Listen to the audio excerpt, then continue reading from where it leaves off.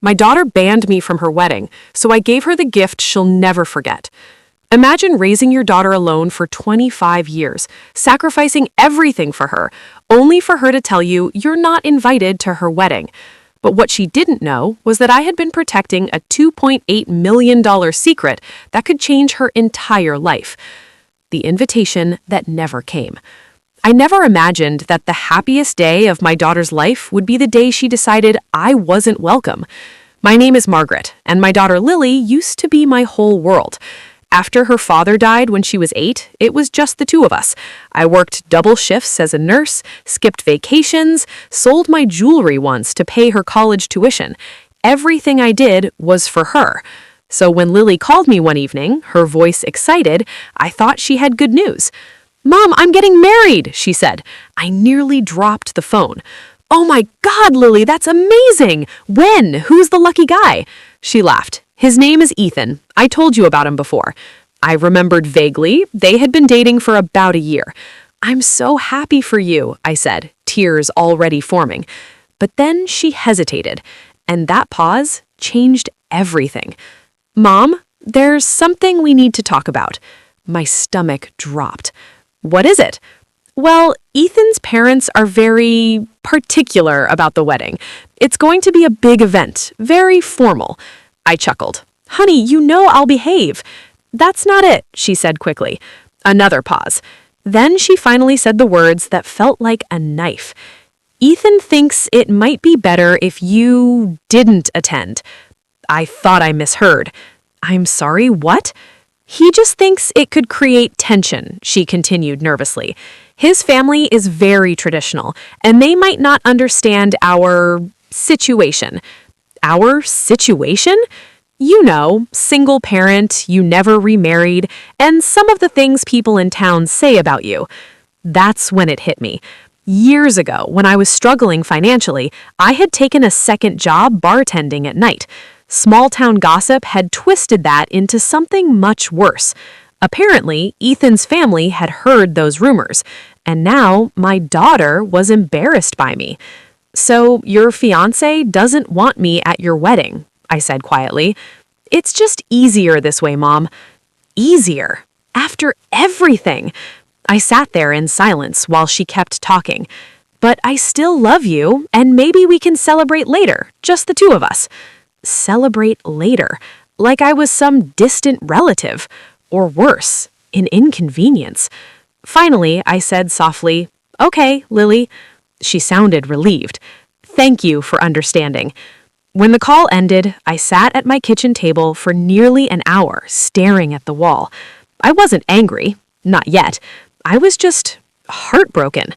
But over the next few weeks, the pain slowly turned into something else. Resolve. Because if my daughter didn't want me at her wedding, I would still give her a wedding gift, just not the one she expected. The secret I kept. The wedding was 3 weeks away when I finally made my decision. For days, I kept asking myself the same question. How could my own daughter erase me from the biggest day of her life? But the more I thought about it, the more I realized something painful. Lily didn't know the whole story. She thought she had grown up with a struggling single mother who barely managed to get by. But that wasn't the full truth. There was a secret I had kept from her for years, not because I wanted to lie, but because I wanted her to grow up without pressure. You see, when Lily was 12, my younger brother, Daniel, died unexpectedly. Daniel had been a tech entrepreneur in California, no wife, no kids. And in his will, he left everything to Lily. At the time, his company had just been sold. The inheritance? Just over $2.8 million. When the lawyer first told me, I nearly fainted. But instead of giving it to Lily immediately, I placed the entire amount into a protected trust fund. My reasoning was simple. If an 18-year-old suddenly received millions of dollars, it could ruin her life. So I set one rule. Lily would gain full access to the money after she turned 30. Until then, the funds would remain untouched. Not even Lily knew about it. I had planned to tell her one day when she was older and wiser. But now, things had changed. because the same daughter who refused to invite me to her wedding was happily accepting financial help from Ethan's wealthy family. They were paying for the venue, the catering, the dress, everything. Apparently, Ethan's parents loved reminding people how generous they were, and Lily let them. So, a week before the wedding, I called the lawyer. "Hello, Margaret," he said. "What can I do for you?" "I want to change the trust conditions." There was a pause. "That's a big decision. May I ask why?" I took a deep breath. "Because my daughter needs to learn something about loyalty." The wedding day surprise. The wedding day arrived on a bright Saturday afternoon. Of course, I wasn't there. Instead, I spent the morning quietly wrapping a single box. Inside it were 3 things: a handwritten letter, a framed photograph, and a legal document. I mailed the package to the wedding venue with strict instructions that it be delivered directly to the bride during the reception. Then I waited. Later that evening, my phone rang. It was Lily. She sounded furious. "What did you do to me?" she yelled. I stayed calm. "Did you open the gift?" "Yes, in front of everyone." "Good," I said softly. Inside the box, Lily had found the photograph first. It was an old picture from when she was 8 years old, the 2 of us sitting on the couch after her father's funeral. She was crying, and I was holding her. Behind the photo was my letter. It said, "Lily, I respected your decision not to invite me to your wedding, but before you start your new life, you deserve to know the truth. For the past 18 years, I've protected something that belongs to you. Your Uncle Daniel left you an inheritance worth more than $2.8 million.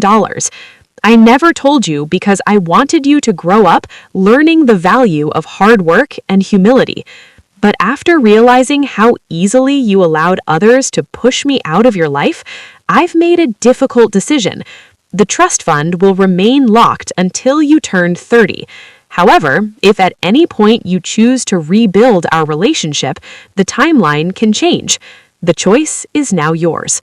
Love always, Mom." The 3rd item in the box was the official document confirming the trust. According to Lily, the moment she finished reading the letter, the entire reception room went silent. Ethan's parents suddenly realized something very important. The bride they had just welcomed into their family was secretly a multi-millionaire, and the one person controlling access to that money, the mother they had encouraged she cut off. "Why would you do this to me?" Lily shouted on the phone. I answered honestly, "I didn't do anything to you. You humiliated yourself." "No," I said gently. "You did that yourself." Then I hung up. The call that changed everything. 3 days passed without a word. Then my phone rang again. This time, Lily was crying. "Mom, can we talk?" Her voice sounded different, smaller, like the little girl I used to comfort after nightmares. "Of course," I said. She drove to my house the same evening. When I opened the door, she looked exhausted. Her wedding ring was still on her finger, but her makeup was smeared from crying. For a moment, we just stared at each other. Then she whispered something I hadn't heard in years. "I'm sorry." She sat down at the kitchen table and finally told me what had happened after the reception. Ethan's parents were furious. Not at Lily, at Ethan. Apparently, they had assumed my daughter came from a low-status background. But the moment they learned about the inheritance, their attitude completely changed.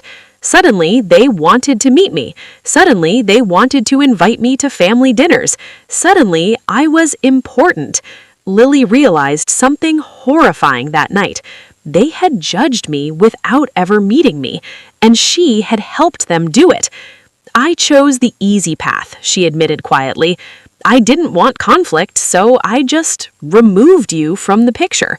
Tears rolled down her face. "I don't care about the money. I just want my mom back." I smiled softly. "Then you already got the real gift." The ending. 6 months later, Lily and Ethan hosted a second celebration. A small one, just close family. This time, it was I who walked my daughter down the aisle. And the trust fund? It's still there. But the real inheritance I wanted to give Lily was something far more valuable: the understanding that family should never be disposable. And thankfully, she finally learned that lesson. Thanks for watching. Subscribe for more real story.